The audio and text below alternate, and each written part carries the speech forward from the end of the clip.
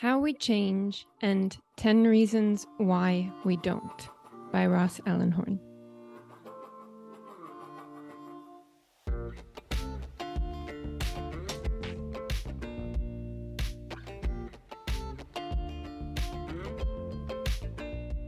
Chapter 3. Anxiety, Hope, and Faith. The 3 Laws of Personal Change. We are our choices. Law 1. The dizziness of freedom and its restraint. Law 2. The driving force of hope. Law 3. The driving force of faith and the restraining power of helplessness. Change is about tension between where you are now and where you want to be. Let's say the change was trivial.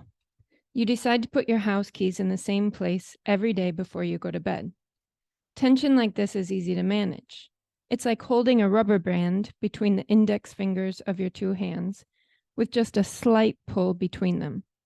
But if you're attempting a more substantial change that has to do with changing something about who you are, a new diet, or a different way of dealing with coworkers, the tension will be greater and harder to sustain. It's not just that the goal is larger and therefore more demanding. It's not a simple linear increase, like going from a 10-pound weight to a 40-pound weight. Rather, when you pursue a truly life-altering goal, much more is added. First, you ascribe more importance to this goal than before you decided to reach it. And you also recognize that this goal, newly minted as important, is lacking in your life. In other words, the goal gains importance and becomes a challenge simply because you have made it a goal and hoped for it. The stakes in reaching the goal thus go up once you target it. You have this feeling of yearning, as if you can't live without achieving the goal, and a simultaneous worry about what it will mean about you if you don't achieve the change in your life. So the tension of making personal change is greater than the mild strain you feel when you set out to reach for other goals that aren't life-altering, like the new habit of keeping your keys in a findable spot. You can't hold this tension constantly all day, but you can handle it for a while. When you head toward a major personal goal, you are always also sensing the pressure to make your finite life as meaningful, healthy, and deep as possible. What I mean by that is, you are no longer on autopilot. You are now flying the plane, and that means that selecting a course, charting it, and reaching it require decisions big and small. That means the rubber band strains even further. As much as you try to hold your shaking fingers upright, they precariously tip toward one another. You can't wait long before a snap. The hardest, most painful way to end this tension is ploddingly keep working toward your goal. There is a painless and easy way to reduce the tension, and that is to stay the same. Considering the attractive simplicity of sameness and comparing it to the disorienting complexity of change, it's no wonder we tend to choose the former more often than the latter. Sameness is our go-to place. In Lewin's force field, there are all kinds of things pushing us upward toward our goal, such as our talents and competencies, the support we get from others, our exalted place in society, and our material resources. And there are all kinds of forces restraining this drive upward, like our ineptitude at a particular task, a lack of social support, oppressive political forces, and a poverty of material resources. Those upward, downward arrows shift and change in regard to their importance. Some often absent as driving or restraining energy in our field, depending on what we are trying to achieve. Our anxiety about our aloneness and accountability, on the other hand, is always present when we head toward personal change. They are the central influences on our driving and restraining forces, differentiating personal change from other acts requiring motivation. Harold and the Purple Crayon. Years ago, I was putting my son Max to bed. I picked up the children's book, Harold and the Purple Crayon, to read to him. I was also working at that time on the development of 10 Reasons Not to Change and dusting off my graduate school books on existentialism to help me put the reasons in a philosophical context. As I read along, I was amazed by how efficiently this little book captured what drives us towards our goals, what restrains us from reaching them, and how these drives and restraints operate in a particularly existential kind of way. When I think about existentialism today, I think about Harold. Harold is my existential hero. In the book, Harold is always alone with his giant purple crayon. When he doesn't use his crayon to draw, the pages are blank.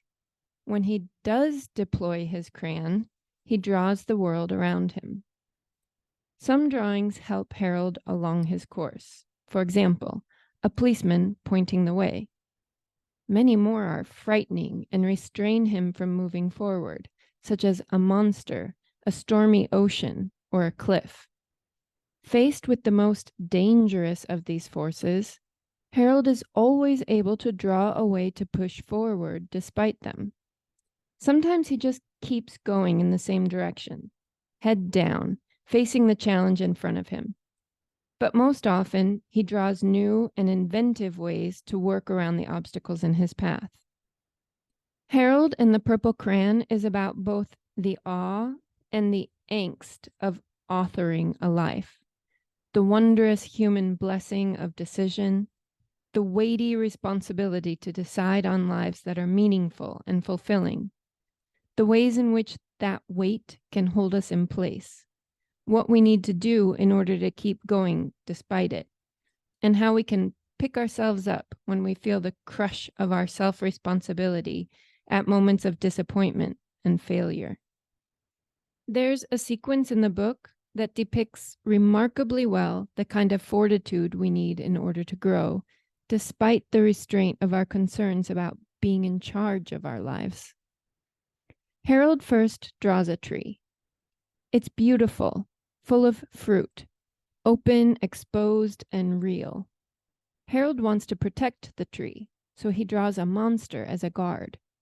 But then Harold forgets that he drew a monster. He becomes anxious and begins to tremble. His hand shakes so much that he involuntarily draws wave-like marks. The waves become an ocean. He falls into this literal sea of anxiety. Soon he is drowning in it. But then Harold reaches out of the water, draws a boat for himself, and gets on it. He sets sail. All is well, but only for a while. There are other challenges ahead that he will have to meet, and all he has is his purple crayon to meet them. That's one of the most important lessons you need to know about change. When you change, it's you drawing your life, and you are accountable for making the change happen. That means you take a big risk every time you change, since failing to make that change means that you don't get what you feel you need because of you.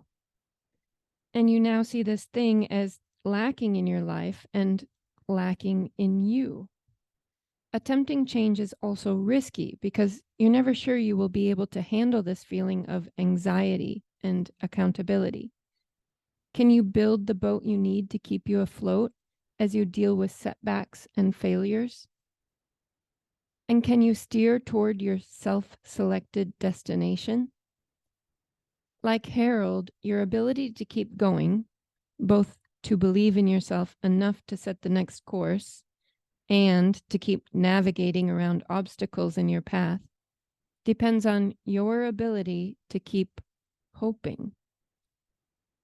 All of us are Harold, and we experience the anxiety over our own accountability for our lives all the time. We do so when we awake, bleary-eyed at 3 a.m., wondering what's happening to our lives. When we feel lost at work or adrift in our relationships, or when we just want to change some simple thing and we feel something pushing back on our success. At those moments, we are confronted with our own blank pages, and it's up to us to draw a meaningful path. We all also find innovative ways to keep going, and despite the weight of responsibility, our purple crayons of change sustain us, keep our heads above water, and help us build the kinds of crafts that will get us to where we want to be. For all of us, our purple crayon, our freedom to choose and decide, is the source of both terrible anxiety. It creates the waves of uncertainty and doubt about goals and our ability to reach them, and significant hope. It provides us the means by which goals are reached. How do you feel knowing you have all kinds of choices to make, and that the consequences of deciding on only one of them led you here to reading this book? Maybe a little uneasy and restless, maybe a little agitated. That's anxiety, tapping on your psyche. It's the dizziness of freedom, as the Christian existentialist Soren Kierkegaard called it. The anxious feeling you experience when you awaken to the fact that you have choice and that you're in charge of your time and your life. The dizziness anxiety of freedom can sink you, overwhelming you in a sea of worry. But this very same dizziness is also present at the starting line of change, the go in ready, set, go. The anxious sense that you are a decider in your fate both restrains you and drives you forward. Law 1 of personal change is about the restraint part of this equation, the anxiety of freedom to change. Law 1 of personal change, the dizziness of freedom and its restraint. When you head toward personal change, you are following the call to take hold of your existence and make it better. That means that pursuing personal change confronts you with your existential accountability and your aloneness, and it does so more than staying the same does. These realizations typically produce existential anxiety. Thus, every movement forward toward personal change often carries with it the counterforce of existential anxiety pushing against it. As I wrote, when you move toward a change you want, all kinds of things will get in your way. But one restraining force will always be present no matter who you are, and no matter what's happening to you at that particular time, or what goal you want to achieve. This restraining force comes from your awareness of your existential accountability and aloneness. The confrontation with the fact that you hold that purple crayon and that you're in charge of what happens next. When you become aware of your accountability and aloneness, these two facts that your death-fearing brain tries to smother, you get anxious and sometimes overwhelmingly so. Although way too complex and varied to address here, an existential approach to our psychology offers us a few important and somewhat tidy ideas in regard to the fundamental restraint of our existential anxiety. Existentialism asserts that we all live for a certain amount of time, and then we don't. To this fact, we can add the assumption that on our route between birth and death, we're basically on our own. Even when we are deeply connected and have great moments of love, community involvement, and spiritual merging, what we gain from these events depends on us, our individual selves. And even when we face significant moments of oppression and trauma, we are ultimately alone in how we choose to deal with these challenges and with the injuries we might sustain. Our choices in such situations are limited, and the results of these limited choices may move us towards goals that are very limited in regard to satisfaction, but we still have choices to make. The word existential likely evokes an image of a French philosopher gloomily smoking at a Paris cafe. He's feeling what the existentialists call angst, the anxiety you experience when you recognize your own accountability to act and your own aloneness in doing so. It's a scary thing to think that your outcomes ultimately depend on yourself and that you are the final author of your life. That's why accountability is such a frightening awareness. What if I blunder in shaping my life? What if the path I take leads to meaninglessness? What if I die empty and alone? How do I deal with myself if all I have is myself? How do I handle stark experiences of loneliness and isolation? What do I do to get comfort for myself when it's up to me to get that comfort and feel that comfort? These sorts of questions are at the root of existential anxiety. Whether you choose to notice them or not, and for most of us, it's not, these kinds of questions tend to emerge when you head toward personal change. In fact, personal change is an ultimate existential moment. It's the point when you independently help yourself, the site where you take responsibility for your life by placing a value on something and making a decision to act on its behalf. It requires that you look at yourself in the mirror and stare into the reflection of yourself standing there alone, often unbearably so. Think of a time when you pursued an important personal goal. The moment you decided on that target, even if you made this decision in conversation with someone else, did you not make a mental handshake with yourself? Then, as you engaged in this change, did you not feel a growing sense of aloneness, a sense that you were by yourself? Even if you were surrounded by a marathon of others as you pushed toward the finish line, were you not also aware of a sense of profound solitude? Now, think about a goal you failed to reach. You probably felt a sense of despair, maybe slight, maybe intense, about yourself. Heard the echoing clatter of your own incompetence. Now think about a time you reached your goal. I did it. You felt a reverberating pride in your own powers, perhaps tinged with a little anxiety about keeping it up. In either case, and no matter how minute your goal, the process gave you a stronger awareness of your singular responsibility to master your life. When you make changes in your life, no one else is making those changes. It's you out there, alone and accountable. If you fail at making the change, you face your accountability for that failure, and by extension, are reminded that you are solely accountable for your entire life. If you succeed at making the change, you must acknowledge your accountability if you are to continue on the new course. Either way, once you put your toe in the waters of personal change, you are deeper in the tides of eternal aloneness. That's why we stay on the dry land of sameness more often than not.